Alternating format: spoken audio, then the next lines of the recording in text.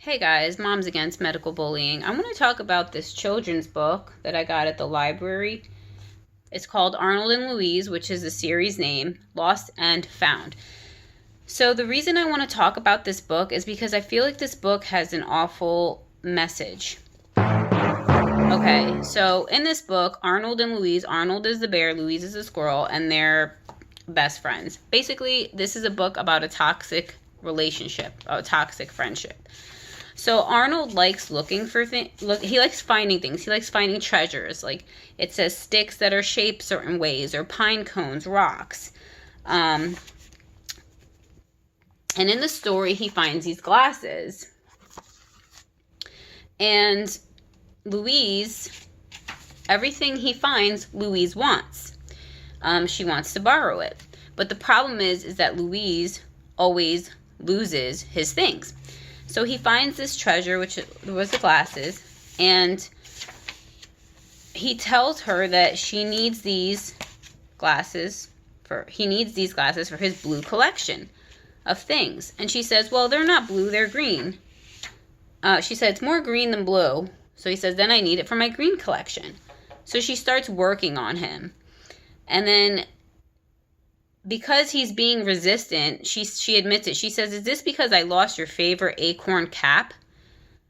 So he goes, actually, yes, my second favorite acorn cap. And she says, now she accuses him. So she admits she loses items. Then she accuses him and says, you're still mad. Well, when somebody consistently loses your things, of course, you're not going to forget about it. You have to take an assessment of people's character towards you, and that is to be taken seriously. Like, what is with this idea that when someone does something consistently, you're supposed to just consistently forgive them and keep them as your best friend? You can forgive them and say, I don't want to be friends with you because your character is not right. Your values don't align with mine. You believe that it's okay to lose my things, and I don't believe it's okay to treat people like that. You know what I mean? This bear in this story has absolutely no backbone. So, but unfortunately, the story doesn't take that way, you know? It takes a different way. Well, anyhow, she says, I'll just borrow until tomorrow, please. So she's begging him, right? So he's like, all right. She says he won't be sorry for allowing her to borrow these glasses. And he hoped that she was right. So he was unsure. He just allowed her to manipulate him to give him his treasure, you know, the thing that he found special. So the next day he goes to find her because he wants his things back, and she wasn't home. So finally she approached him and says they're going to play this game, Hop, Hop, Bop. And she's going to make him seek out the glasses. Like, let's play a game, hot or cold. Go in a direction and I'll tell you if you're cold or you're hot. So he exhausts himself playing this game with her. I don't know what this would be called in the world of narcissism. She's basically messing with him. She's devaluing him. So he looks everywhere. She's like, nope, not there, not there, not there. Finally, he's fed up. He's like, just stop it. So she said, you looked in every direction but one.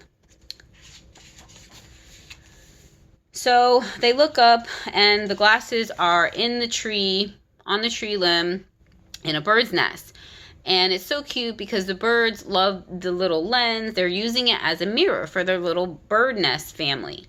And the bear has such a soft, empathic heart that he's like, oh, wow, that's so neat. Like these beautiful little baby birds are using my mirror glasses. And then, so which has him thinking that Louise, the squirrel, gave the bird mom these glasses. But, so then it warms his heart. He's like, wow, Louise, like, you're the best ever. Like, it's just full on manipulation of emotions. So you're the best friend ever. Like, you gave me something more than I could than material things. You gave me a good feeling in my heart, you know, because these birds are really enjoying something that I found, and it really blessed me. So then the mom bird says, "Thank you, dear. That mirror was good and stuck in the mud down by the creek. If you hadn't come along and helped me pull it out, I would have had to leave it."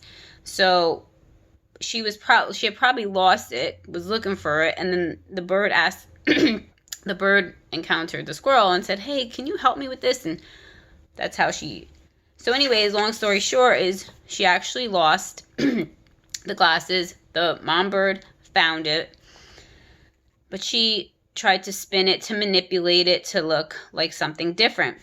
So Bear eventually finds out the truth, because of course the truth always comes to the light, right? So he gets upset with her, and he says, "She only found the glasses because you lost it," he tells his little squirrel friend Louise. And then she goes, "Why are you so mad?" This is just like what narcissists do. It's like part of the gaslighting and stuff. Why are you so mad, right? Why are you making a big deal out of this? You said you had a good feeling. Like, look what I did for you. I gave you a good feeling. Remember that? Remember that time? Yeah, he had a good feeling based off of deception, based off of lies and manipulation.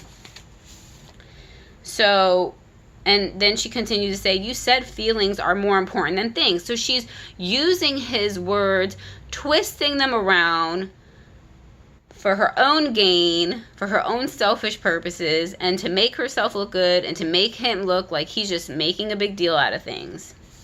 So he says, "My good feeling is gone, and that you must have lost that too."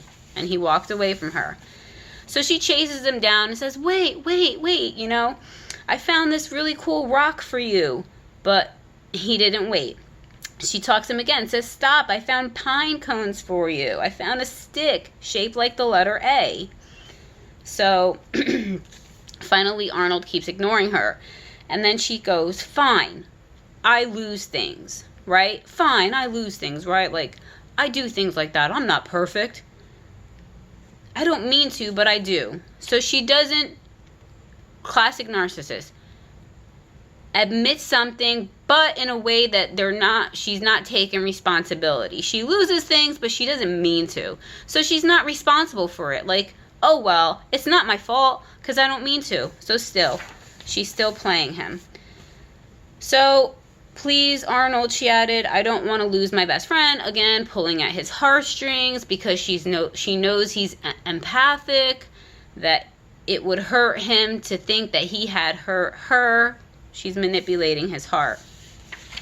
So he turned around. She convinced him. And he walked back over, and she held out the A stick and says, "I won't even ask you to borrow it." I mean, seriously, you're giving him a gift and you're saying, "Oh, look, I'm so awesome. I'm giving this to you and I won't ask you to borrow it." I mean, nonsense. Utter nonsense. And he really liked it. He thought it was perfect for his collection and thought it was a really nice stick.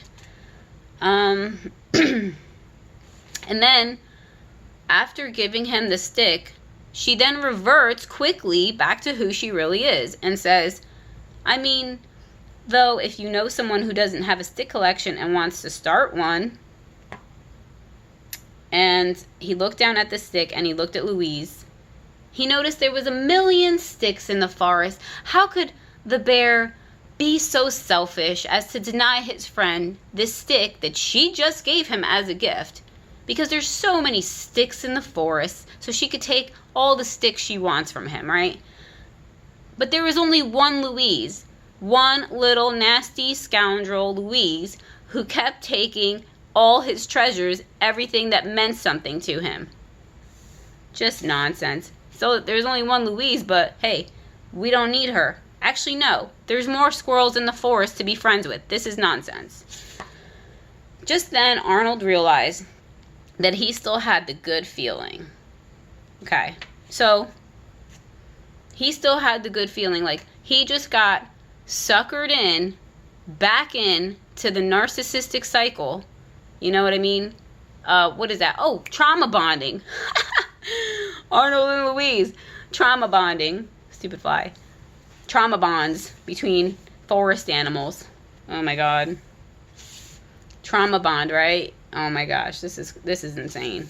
I mean, the person who wrote this book, she might be mad at me, but I swear, it's like maybe she's been in narcissistic relationships. I don't know. Apparently it was a treasure even Louise couldn't lose. Okay. This good feeling. He has a good feeling until the next minute or the next day when Louise takes his stuff and loses it all over again. So he gives her the stick.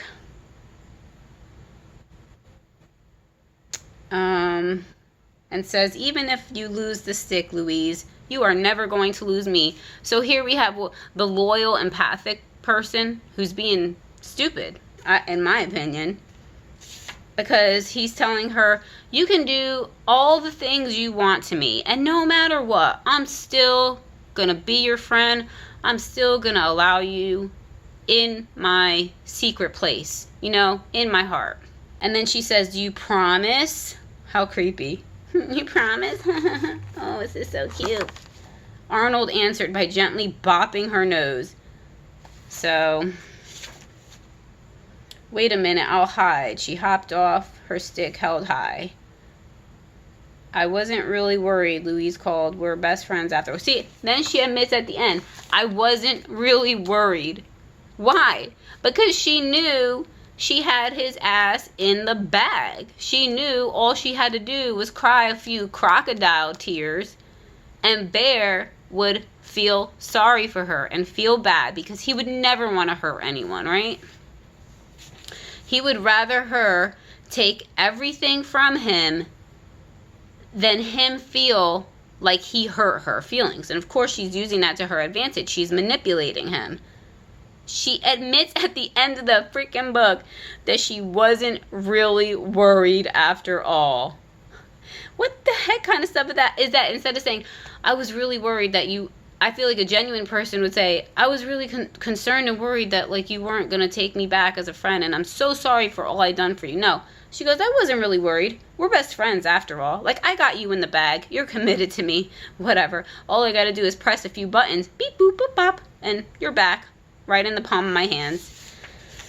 So, yeah. Pretty disgusting book, in my opinion. And so what I think that the message the author is trying to get across is like forgiving your friend and stuff like that. But I feel like that's the wrong message for kids, because I believe you should teach kids to be disciplined themselves, and also that people should respect them and they should respect others. You respect other people's property, other people respect your property. And if they don't, and your values don't align, then you cut that friendship, unhealthy, toxic friendship off. You just let it go. You just don't continue to allow people to hurt you, And if Louise cared about Bear, she would not lose his things. She's trying to make it seem like he's selfish and he only cares about material things, when that's not the case. The fact is that she's selfish because she only cares about material things, because everything he has, she wants to take, and she loses it. And then she knows it makes her friend sad, and she doesn't even care. So the manipulation shown in this book is absolutely disgusting, in my opinion.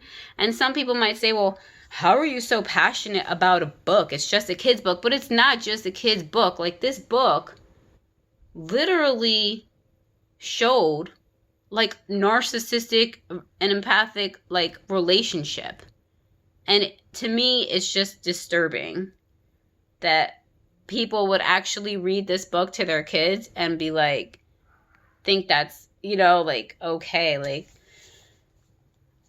I continued to finish reading the book to my kids because I was like, oh wow, I was like, let's see how this is gonna end. Like, this is weird, And then at the end of it all, when we saw that he took her back and everything, we discussed that. So actually, you know, this book could be a good book to get if you want to have a discussion about boundaries and people respecting you and you respecting others, and that you don't need to keep any friendships where people don't respect you and honor you, and you should respect and honor people too. Of course, like, nobody has to keep you as a friend if you're going to continue to disrespect and dishonor them, you know, right? It goes both ways. It goes both ways. All right. Whew. I don't know. I just got really passionate about this book. It's crazy, but I don't know. I think it's messed up. And I just think it needed to be talked about. All right, guys. Moms Against Medical Bullying, signing out.